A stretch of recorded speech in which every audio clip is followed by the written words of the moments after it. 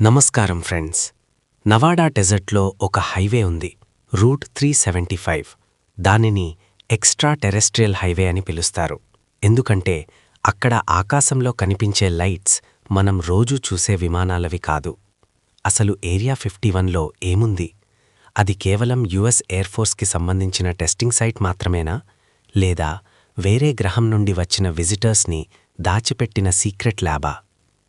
ఈరోజు మనం మాట్లాడుకోబోయేది ఒక మామూలు కన్స్పిరసీ గురించి కాదు. 30 ఏళ్ల క్రితం ఒక మనిషి తన ప్రాణం మీద ఆశ వదిలేసి చెప్పిన డార్క్ ట్రూత్ గురించి.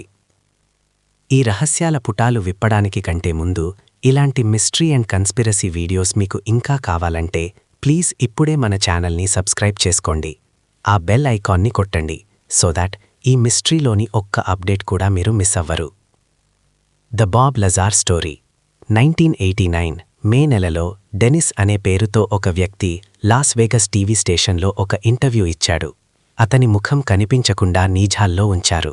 అతను చెప్పిన విషయం ప్రపంచాన్ని ఊపేసింది. అతని అసలు పేరు బాబ్ లజార్. అతను చెప్పింది ఏంటంటే, ఏరియా 51కి కొన్ని మైల్స్ దూరంలో S4 అనే ఒక సీక్రెట్ ఫెసిలిటీ ఉంది. అక్కడ మనం చేసిన విమానాలు లేవు. అక్కడ ఉన్నవి ఫ్లయింగ్ సాసెస్. అవి మనం తయారు చేసినవి కాదు, వేరే గ్రహం నుండి వచ్చినవి. The technology. బాబ్ లజార్ చెప్పిన దాని ప్రకారం ఆ సాసర్స్లో ఫ్యూయల్గా ఎలిమెంట్ 115ని వాడుతున్నారు. అప్పట్లో సైన్స్కి ఎలిమెంట్ 115 అంటే ఏంటో కూడా తెలియదు. కానీ బాబ్ ఏం చెప్పాడంటే, ఆ ఎలిమెంట్ని బొంబార్డ్ చేస్తే గ్రావిటీ ఏ వేవ్స్ క్రియేట్ అవుతాయి. అంటే ఆ విమానం గాలిలో ఎగరదు, అది గ్రావిటీని మ్యానిపులేట్ చేసి స్పేస్ టైంని వంగేలా చేస్తుంది. అందుకే యుఎఫ్ఓ సడన్గా డైరెక్షన్ మార్చగలవు, సౌండ్ లేకుండా స్పీడ్గా వెళ్లగలవు.